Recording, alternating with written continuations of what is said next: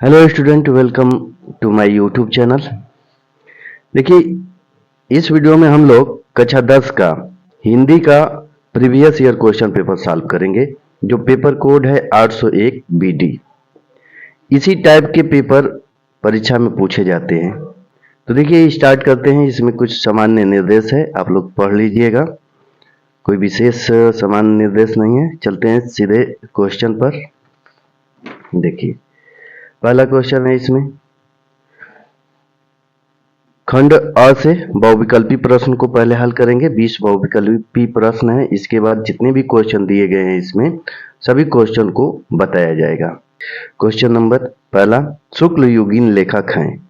तो शुक्ल युगीन लेखक कौन है, इसमें आपको बताना है। ये ओमिया सीट पर फिलअप करना होता है। शुक्ल युगीन लेखक कौन है, तो इसमें आपका ऑप्शन नंबर बी सही हो जाएगा। शिवपूजन सहाय जी हैं। इनके अतिरिक्त शुक्ल युगीन लेखक जैसे जयशंकर प्रसाद हो जाएंगे शुक्ल युगीन लेखक, सुमित्रानंदन पंत, सूर्यकांत त्रिपाठी निराला, महादेवी वर्मा, ये सब जितने भी लेखक के नाम बताए हैं ये सभी शुक्ल युगीन लेखक हैं। आइए अगला क्वेश्चन देखते हैं। मोहन राकेश का नाटक है। मोहन राकेश का नाटक है, तो इसमें आपका ऑप्शन नंबर डी सही हो जाएगा। आधे अधूरे, ये आधे है, आधे अधूरे मोहन राकेश जी का नाटक है। जबकि इसमें बात कर लें तो अजात शत्रु जयशंकर प्रसाद जी का है। जयशंकर प्रसाद जी का है, शंकर प्रसाद। सिंदूर की होली लक्ष्मी नारायण मिश्र जी का है। लक्ष्मी नारायण मिश्र जी का है। स्वर्ग की झलक, स्वर्ग की झलक उपेंद्र नाथ अस्क की है। उपेंद्र नाथ अस्क जी की है। और आधे अधूरे मोहन राकेश जी की है। अगला क्वेश्चन देखते हैं। हिंदी साहित्य की विशेषताएं लेख की विधा है, तो इसमें आपका ऑप्शन नंबर सी सही हो जाएगा। निबंध।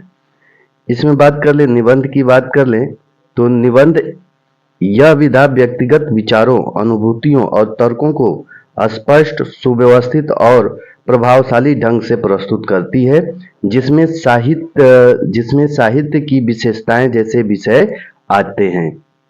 ये निबंध इसमें सही हो जाएगा। अगला क्वेश्चन, महके आंगन चहके द्वार के रचयिता हैं। ये वेरी वेरी मोस्ट इंपॉर्टेंट है। देखिएगा, इस प्रकार के क्वेश्चन बार बार पूछे जाते हैं। तो महके आंगन चहके द्वार के रचयिता कौन है, तो आपका आंसर हो जाएगा ए, कन्हैया लाल मिश्र। ऑप्शन नंबर ए आपका बिल्कुल सही हो जाएगा। उसने कहा था प्रसिद्ध कहानी के कहानीकार हैं। उसने कहा था, प्रसिद्ध कहानी जो है इसके कहानीकार कौन है, यानी किसने ये लिखा है, तो इसमें आपका ऑप्शन नंबर सी बिल्कुल सही हो जाएगा। चंद्रधर शर्मा गुलेरी जी हैं। कौन है, चंद्रधर शर्मा गुलेरी जी हैं। रीतिबद्ध काव्यधारा के कवि हैं। अगला क्वेश्चन है, रीतिबद्ध काव्यधारा के कवि हैं, तो केशवदास जी हैं। कौन है, केशवदास जी। इसमें बात कर लें तो घनानंद जी मुक्ति रीति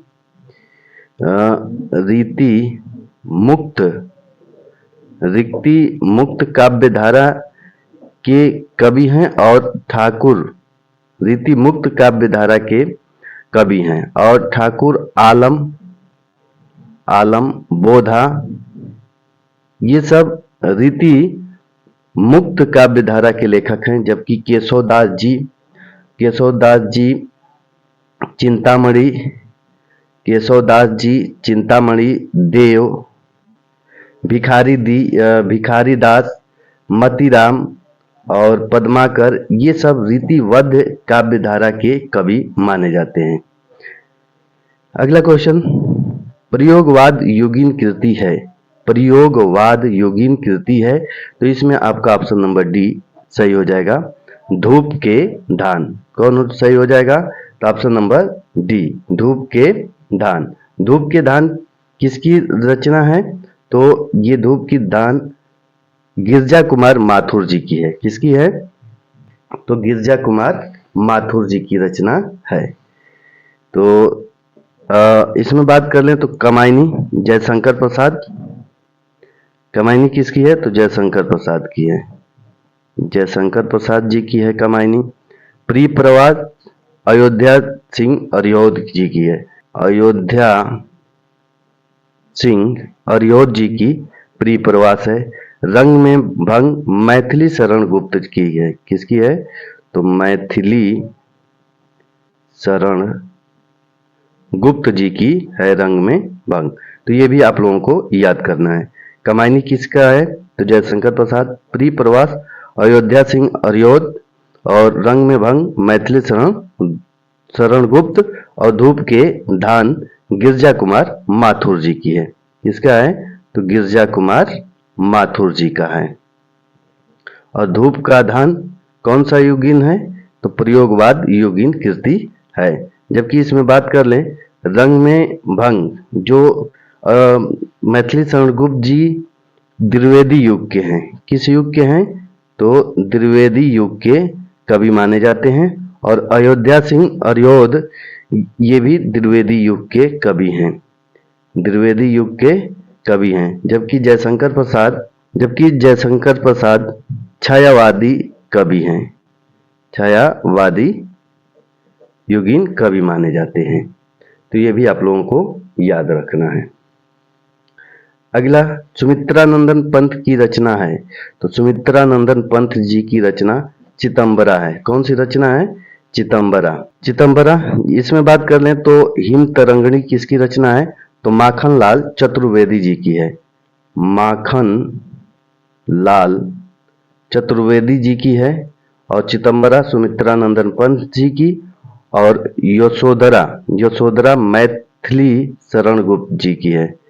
मैथिली शरण गुप्त जी की है। और त्रिधारा सुभद्रा कुमारी चौहान जी का है। सुभद्रा कुमारी चौहान जी का है त्रिधारा। तो ये भी आप लोगों को याद कर रखना है। हिम तरंगिणी माखनलाल चतुर्वेदी, चितंबरा सुमित्रानंदन पंत, यशोधरा मैथिली शरण गुप्त और त्रिधारा सुभद्रा कुमारी चौहान जी का है। तीसरा सप्तक का प्रकाशन वर्ष है। तो तीसरा सप्तक का प्रकाशन वर्ष 1959 की ईस्वी का है। 1959 ईस्वी। गंगा लहरी के रचयिता हैं। तो गंगा लहरी के रचयिता देव जी हैं। गंगा लहरी के रचयिता देव जी हैं। आपका ऑप्शन नंबर डी बिल्कुल सही हो जाएगा। हास्य रस का अस्थाई भाव हास्य होता है। चरण कमल बंदो हरिराई में कौन सा अलंकार है? तो इसमें आपका रूपक अलंकार हो जाएगा। ऑप्शन नंबर ए सही हो जाएगा। चरण कमल बंदो हरिराई। चरण कमल बंदो हरिराई में रूपक अलंकार। सोरठा छंद के द्वितीय चरण में कितनी मात्राएं होती हैं? तो देखिए सोरठा छंद जो होता है दोहा का उल्टा होता है। सोरठा छंद में पहले और तीसरे चरण में 11 मात्राएं होती हैं। 11 मात्राएं होती हैं। जबकि दूसरे और चौथे चरण में 13 मात्राएं होती हैं। कितना? 13। तो द्वितीय चरण में कितनी मात्राएं होती हैं? द्वितीय चरण में कितनी मात्राएं होती हैं? तो 13 मात्राएं होती हैं। आपका ऑप्शन नंबर बी सही हो जाएगा। अगला क्वेश्चन देखते हैं।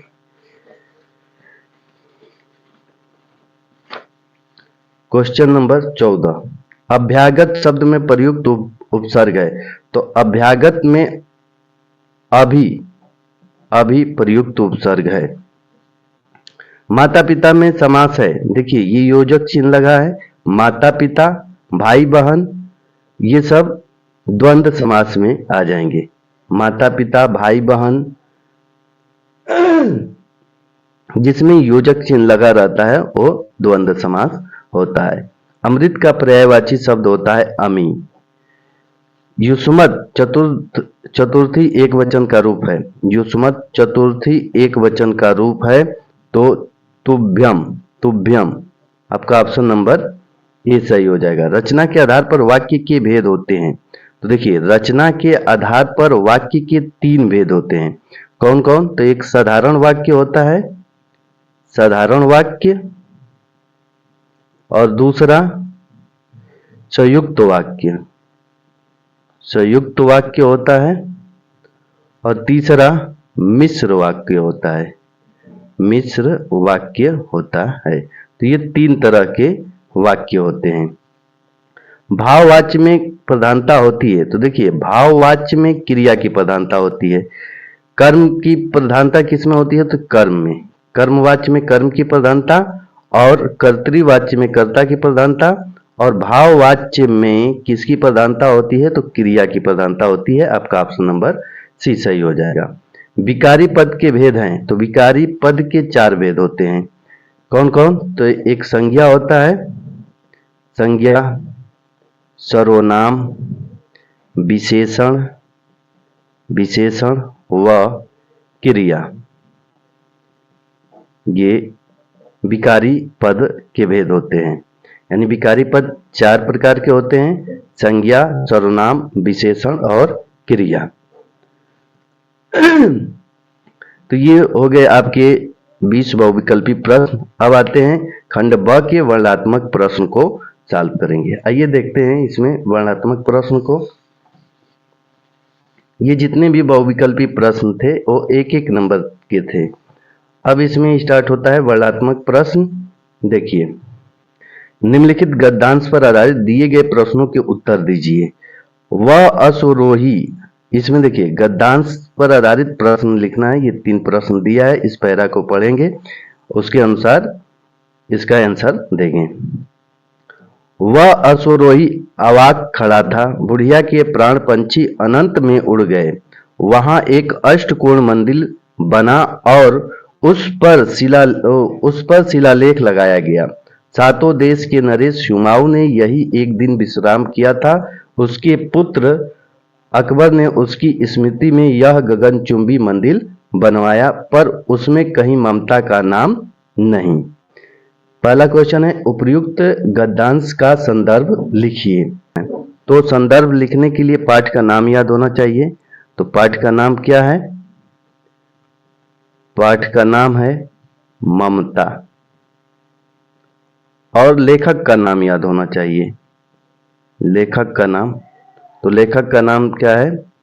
जयशंकर प्रसाद। जयशंकर प्रसाद जी हैं लेखक। दूसरा क्वेश्चन, अकबर ने किसकी स्मृति में मंदिर बनवाया? तो किसकी स्मृति में मंदिर बनवाया? तो अपने पिता की स्मृति में मंदिर बनवाया। रेखांकित अंश की व्याख्या कीजिए। यहां से देखिए, यहां से लेकर ये रेखांकित किया गया है। अब इसकी व्याख्या करना है। जितना रेखांकित है उसका व्याख्या करना है। तो आइए इसको हल देखते हैं। इसमें अथवा वाला भी क्वेश्चन है, तो आप ये भी कर सकते हैं या ये कर सकते हैं। दोनों में आप लोगों को जो कंफर्म आ रहा है उसको परीक्षा में करना है। तो देखिए, इसका आंसर लिखना कैसे है परीक्षा में।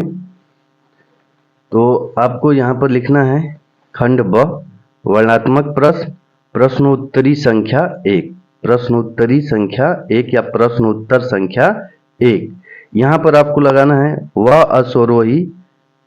का नाम नहीं। तो यहां से आपको से यहां तक और लास्ट का ये लिख देना है। इसके बाद संदर्भ हेडिंग लगाएंगे। पहला का आंसर संदर्भ। संदर्भ हेडिंग लिखेंगे, प्रस्तुत गद्यांश हमारी पठित पाठ्य पुस्तक हिंदी के गद्यखंड के ममता नामक पाठ से लिया गया है। इसके लेखक श्री जयशंकर प्रसाद जी हैं। इस प्रकार से संदर्भ लिखा जाता है। देखिए, संदर्भ में मेन आपको पाठ का नाम याद होना चाहिए और लेखक का नाम याद होना चाहिए। बाकी संदर्भ सभी एक ही जैसे लिखे जाते हैं। दूसरा का आंसर देखिए, अकबर ने अपने पिता सातों देश के नरेश हुमायूं की स्मृति में मंदिर बनवाया था। तीसरा क्वेश्चन, रेखांकित अंश की व्याख्या। इस वाक्य का अर्थ है कि 7 या सभी देशों के राजा हुमायूं ने इसी स्थान पर एक दिन आराम किया था। और उनके पुत्र अकबर ने उनकी याद में यह ऊंचा आकाश छूने वाला मंदिर बनवाया है। इस प्रकार से आपको एग्जाम में लिखना है। तो आपको पूरे के पूरे नंबर मिलेंगे। आपको इस पर 2 नंबर मिलेंगे, संदर्भ पर ये आंसर इसी में से देना है, इस पर 2 नंबर मिलेगा और इस पर भी आपको 2 नंबर मिलेंगे, यानी टोटल इस पर आपको 6 नंबर मिलने वाले हैं। आइए अगला क्वेश्चन देखते हैं, क्वेश्चन नंबर 2। ये अथवा वाला आपको आ रहा है तो अथवा वाला कर सकते हैं। क्वेश्चन नंबर 2 देखते हैं। देखिए क्वेश्चन नंबर 2 है, निम्नलिखित पदांश पर आधारित दिए गए प्रश्नों के उत्तर दीजिए। तो इसमें भी 2 क्वेश्चन आपको मिलेगा। 2 क्वेश्चन में किसी एक को जो आपको आता है उसको करना होगा। तो देखिए इसमें आपको अथवा वाला क्वेश्चन करके दिखा रहे हैं। ये अथवा वाला जो क्वेश्चन दिया है इसको सॉल्व करेंगे। देखिए क्या दिया है इसमें। देखिए पहला क्वेश्चन है, उपयुक्त पदांश का शीर्षक एवं कवि के नाम का उल्लेख कीजिए। शीर्षक का नाम आपको लिखना है और कवि का नाम लिखना है। रेखांकित अंश की व्याख्या, जो ये रेखांकित अंश है ये, इसका आपको अर्थ लिखना है, व्याख्या करना है। पदांश में प्रयुक्त मधुराधर शब्द का विशेषण एवं विशेषण विशेष से छांटकर लिखिए। तो इसमें लिखना है, तो देखिए इसका आंसर शीर्षक का नाम और कवि का नाम लिखना है। तो इसमें शीर्षक का नाम, पाठ का नाम जो होता है वो शीर्षक का नाम होता है। तो पाठ का नाम है वन पथ पर, वन पथ पर। और रचयिता कवि कौन है, तो तुलसीदास, तुलसीदास जी हैं, तुलसीदास जी। देखिए इसका आंसर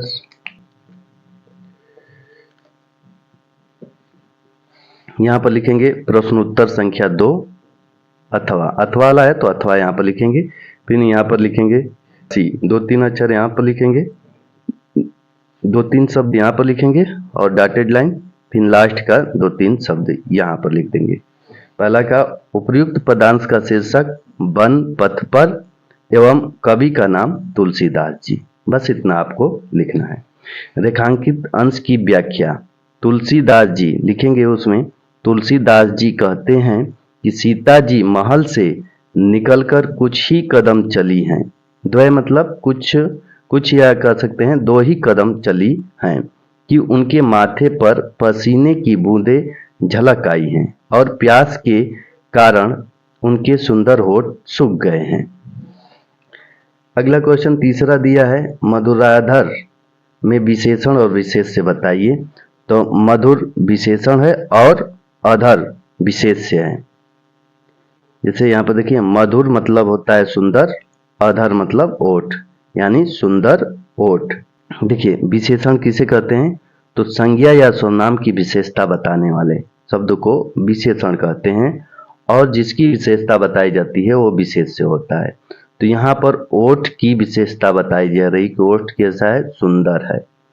तो सुंदर विशेषण हो गया और विशेष ओठ हो गया। तो अधर मतलब होता है ओठ, यानी सुंदर ओठ। तो ओठ की विशेषता बताई जा रही कैसा है, सुंदर है। तो विशेषण क्या हो गया, विशेषता बता रहा है, तो विशेषण मधुर हो गया और अधर विशेष से हो गया।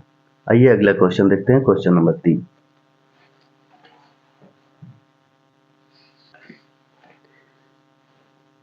तीसरा क्वेश्चन है, निम्नलिखित संस्कृत गद्यांश का संदर्भ सहित हिंदी में अनुवाद कीजिए। संस्कृत गद्यांश है ये, तो आपको इसमें हिंदी में अनुवाद करना है और संदर्भ भी लिखना है। देखिए ये संदर्भ में आपको इसमें लेखक का नाम नहीं लिखना होता है, इसमें केवल आपको पाठ का नाम याद होना चाहिए। तो पाठ का नाम क्या है, वाराणसी, वाराणसी पाठ का नाम है। और ये संस्कृत गद्यांश से लिया गया है। जो दिया है तो शुरू का यहाँ से 2-3 शब्द लिखेंगे और अंतिम 2-3 शब्द यहाँ से लिख देंगे और बीच में डॉटेड लाइन, इसके बाद संदर्भ लिखेंगे, इसके बाद हिंदी में अनुवाद लिखेंगे।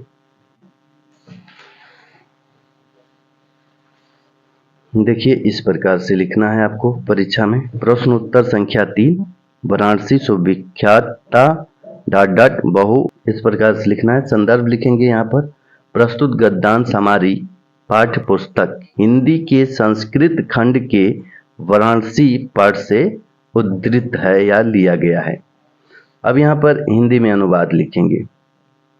वाराणसी बहुत प्रसिद्ध प्राचीन नगरी है। यह स्वच्छ जल की तरंगों से युक्त गंगा के किनारे स्थित है।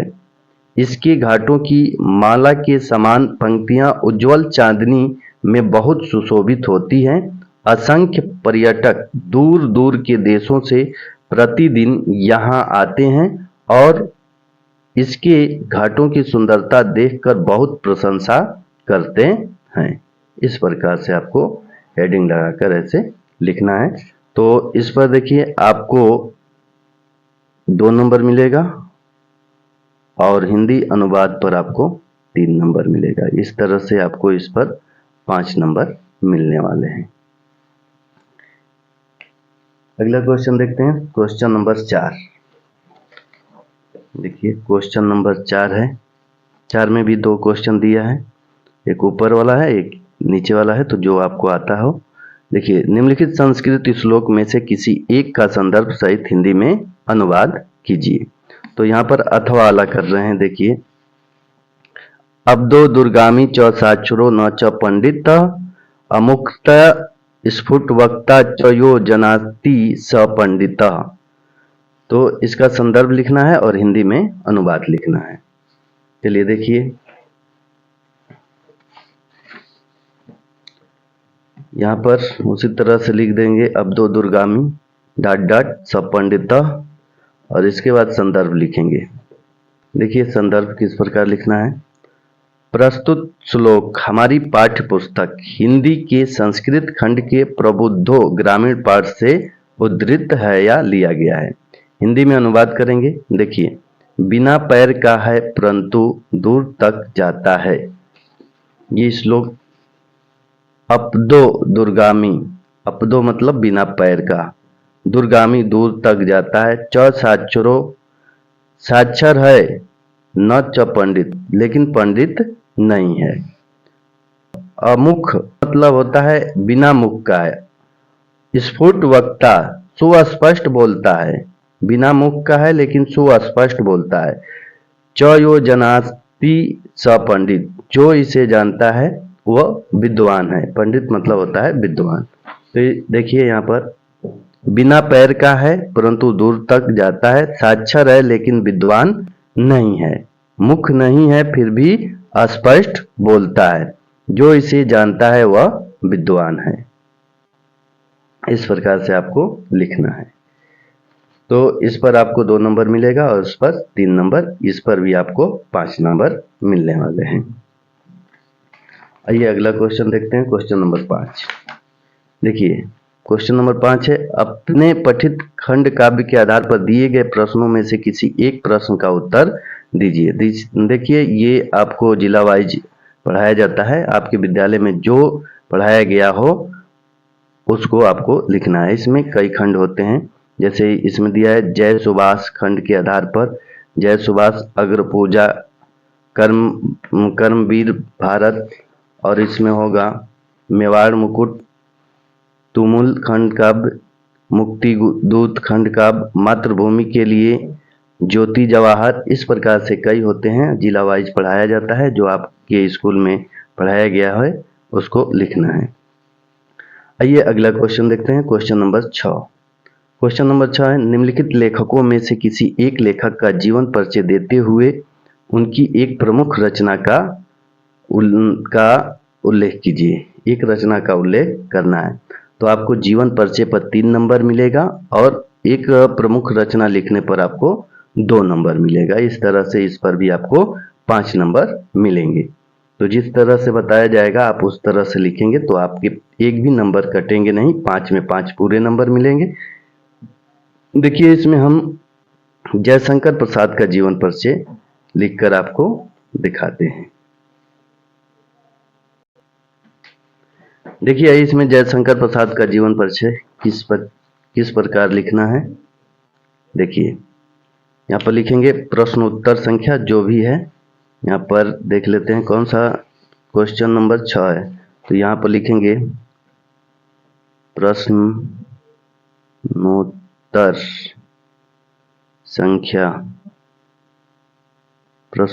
संख्या 6 का क।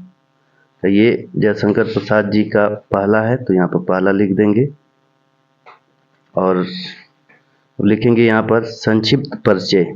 पहले संक्षिप्त परिचय लिखना है, संक्षिप्त परिचय लिखने के बाद जीवन परिचय लिखेंगे। तो देखिए संक्षिप्त परिचय में नाम लिखेंगे, जन्म, जन्मस्थान, पिता का नाम, माता का नाम, परिवार, रचनाएं, मृत्यु। इस प्रकार से आपको संक्षिप्त परिचय में लिखना है। इसको बॉक्स में भी ऐसे बना सकते हैं या ऐसे भी लिख सकते हैं। देखिए इसमें नाम जयशंकर प्रसाद का लिख रहे हैं तो नाम में लिखेंगे जयशंकर प्रसाद और जन्म 30 जनवरी 1889 ईस्वी में, जन्मस्थान बनारसी, पिता का नाम श्री देवी प्रसाद, माता का नाम श्रीमती मुन्नी देवी, परिवार उनका परिवार तंबाकू के व्यापार से जुड़ा था और सुगनी साहू के नाम से प्रसिद्ध था।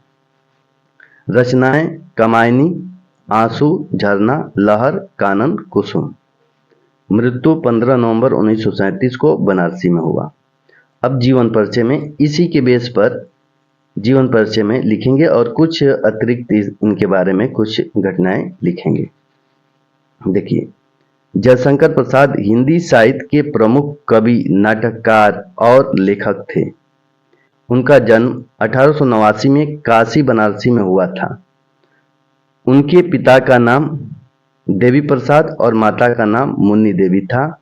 बचपन में ही उनके पिता का निधन हो गया जिससे उनका पारिवारिक जीवन प्रभावित हुआ। बचपन में माता पिता और बाद में बड़े भाई की मृत्यु से वे टूट गए जिससे उन्हें पढ़ाई छोड़कर व्यवसाय संभालना पड़ा। प्रारंभिक शिक्षा घर पर ही हुई जहां उन्होंने संस्कृत, हिंदी, उर्दू और फारसी का गहन अध्ययन किया।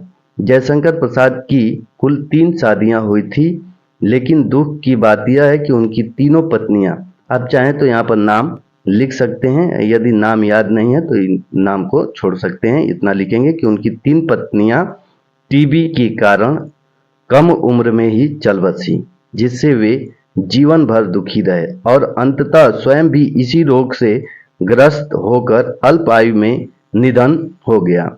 जयशंकर प्रसाद जी का निधन 15 नवंबर 1937 को बनारसी उत्तर प्रदेश में हुआ था। अब इनकी प्रमुख रचनाएं यहाँ पर लिख देंगे, कामायनी, आंसू, झरना, लहर, कानन, कुसुम, जो भी है वो यहाँ पर लिख देंगे। इस प्रकार से आपको पेपर में लिखना है। तो आइए अगला क्वेश्चन देखते हैं।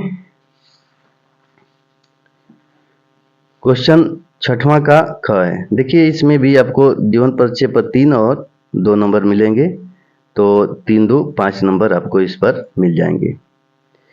निम्नलिखित कवियों में से किसी एक कवि का जीवन परिचय देते हुए उनकी एक प्रमुख रचनाओं का उल्लेख कीजिए। यहाँ पर देखिए मैथिली शरण गुप्त जी का जीवन परिचय लिखकर आपको दिखा रहे हैं। देखिए सेम सब में वही काम करना है। देखिए सेम उसी तरह सब में लिखना है। जैसे इसमें मैथिली शरण गुप्त कौन सा है, प्रश्नोत्तर संख्या यहाँ पर लिखेंगे, प्रश्नोत्तर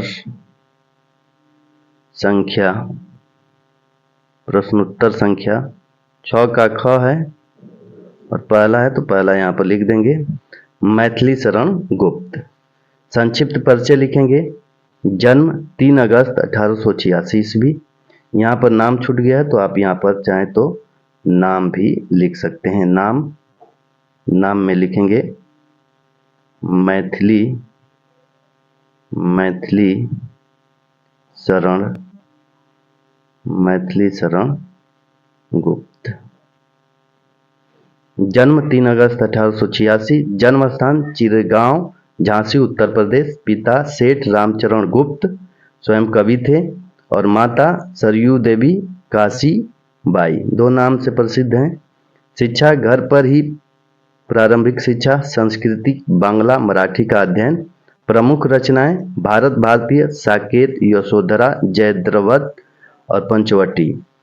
विधाएं प्रबंध, काव्य, मुक्तक काव्य, नाटक, अनुवाद। विशेषताएं खड़ी बोली के अग्रदूत, राष्ट्रीय चेतना, गांधीवादी विचारधारा, मानवतावादी। सम्मान पद्म भूषण और राष्ट्र कवि। पद्म भूषण और राष्ट्र कवि गांधी जी द्वारा कहे गए थे, राष्ट्र कवि। और निधन 12 दिसंबर 1964 ईस्वी।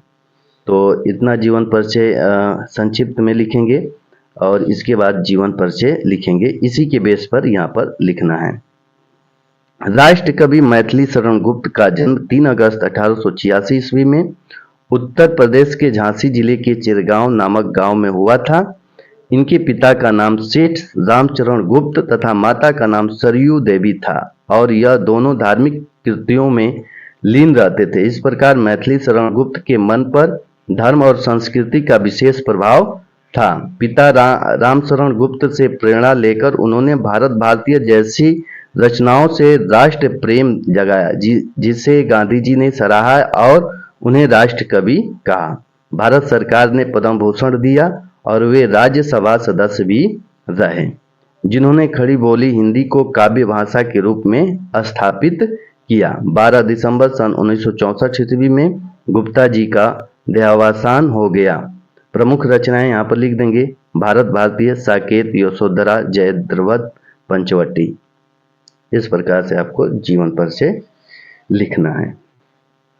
आइए अगला क्वेश्चन देखते हैं।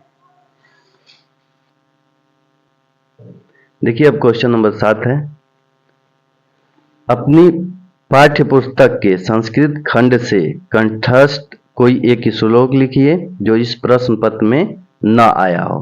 तो इस प्रश्न पत्र में जो न आया हो उसको लिखना है। देखिए इसमें संस्कृत में 2 श्लोक याद कर लीजिए और 2 याद कर लेंगे तो एक आएगा तो एक लिख देंगे।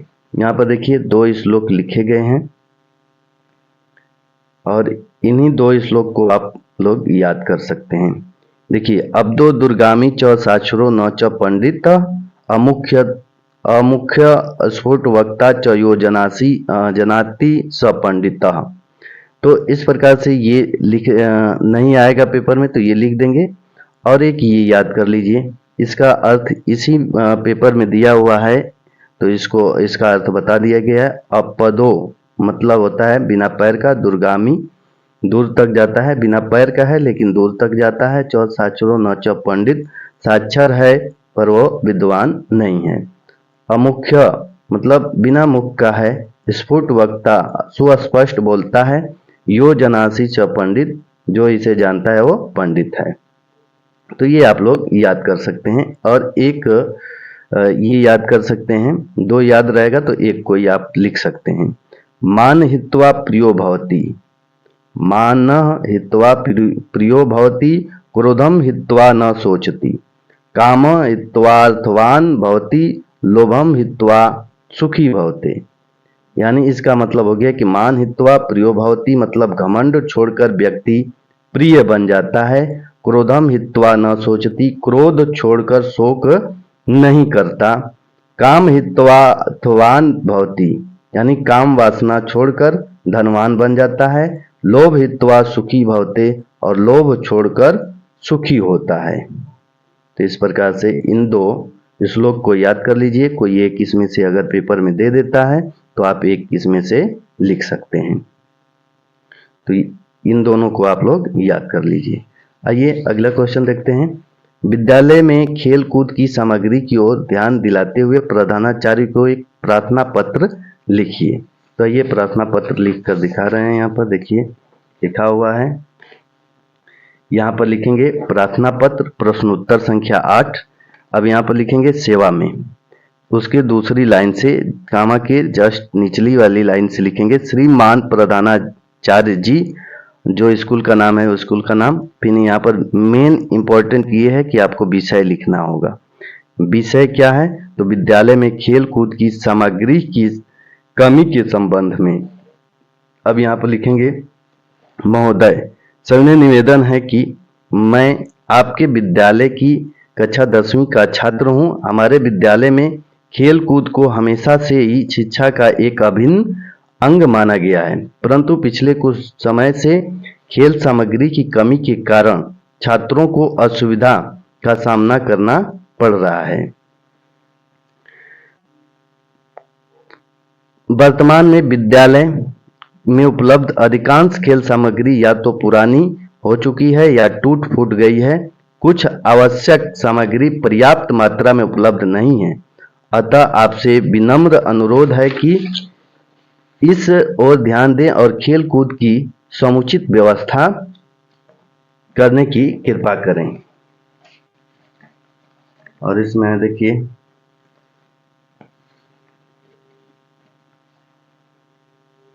आपकी इस कृपा के लिए हम सदैव आभारी रहेंगे। धन्यवाद। और यहाँ पर लिखना होगा आपका आज्ञाकारी शिष्य, नाम, कक्षा, रोल नंबर और इधर आप लोग दिनांक लिखेंगे। इस प्रकार से आपको ये प्रार्थना पत्र लिखना होगा।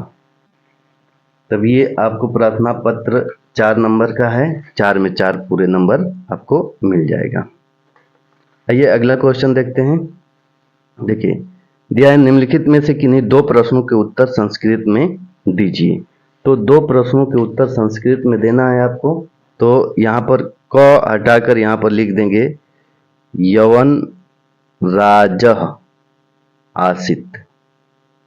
अब यहाँ पर एक दूसरा क्वेश्चन, तीसरा वाला ये कर देते हैं। भूमे गुरुत्रम किम अस्ति। तो माता, यहाँ पर लिख देंगे माता भूमे गुरुत्रम और किम हटा देंगे अस्ति, यहाँ पर लिख देंगे। ये आपका 2 इसमें 2 नंबर का है, 1 नंबर इस पर आपको मिल जाएगा, 1 नंबर इस पर, यानी कि इस पर आपको 2 नंबर मिल जाते हैं। 10वां क्वेश्चन है, निम्न में से किसी एक विषय पर निबंध लिखिए। तो देखिए, इस पर स्वच्छ भारत अभियान है, सांप्रदायिकता एक अभिशाप, विज्ञान वरदान या अभिशाप, इन सभी का वीडियो एक अलग से बना दिया जाएगा। आप लोग बारी बारी से उसको देख लीजिएगा। इसमें हम स्वच्छ भारत अभियान को आपको दिखा दे रहे हैं किस प्रकार से लिखना है। देखिए, स्वच्छ भारत अभियान, प्रश्न उत्तर संख्या ऊपर लिखेंगे, फिर हेडिंग लगाएंगे स्वच्छ भारत अभियान। और इसमें एक छूट गया, देखिए रूपरेखा। रूपरेखा लिखेंगे यहाँ पर, स्वच्छ भारत अभियान के नीचे लिखेंगे रूपरेखा। रूपरेखा, रूपरेखा में जितने भी ये हेडिंग हैं उन सबको लिख देंगे। जैसे रूपरेखा में पहला लिखेंगे प्रस्तावना, फिर दूसरा हो जाएगा स्वच्छ भारत अभियान क्या है, और तीसरा स्वच्छ भारत अभियान के उद्देश्य, और इसमें आपका चौथा हो जाएगा स्वच्छ भारत अभियान की उपलब्धियां, और 5वां हेडिंग हो जाएगा आपका उपसंहार। तो ये 5 हेडिंग आपको लिखना होगा इसमें रूपरेखा में। इसके बाद हम लोग हेडिंग लगाएंगे प्रस्तावना। इसके बाद स्वच्छ भारत अभियान क्या है, स्वच्छ भारत अभियान के उद्देश्य क्या हैं, और स्वच्छ भारत अभियान की उपलब्धियां क्या है, और उपसंहार। तो इतना लिखना होगा, देख लीजिए इसको। और इसका वीडियो अलग से बना दिया जाएगा। तो इस तरह से हम लोग इस वीडियो के पूरे हल देख लिए। यदि इस प्रकार से आप लोग पेपर में लिखते हैं तो आप लोग ये मानकर चलिए कि आपको 70 में 70 मिल जाते हैं। और ये स्वच्छ भारत अभियान यानी जो निबंध लिखने के लिए दिया गया है, ये 7 नंबर का होता है। ये देख लीजिए, ये 7 नंबर का है, एक निबंध लिखना होता है, ये 7 नंबर का है। तो इन सब पर एक ही निबंध लिखना होगा आपको, या तो स्वच्छ भारत अभियान लिखिए, या विज्ञान वरदान या अभिशाप, सांप्रदायिकता एक अभिशाप, किसी एक पर आप लिख सकते हैं जो आपको याद हो।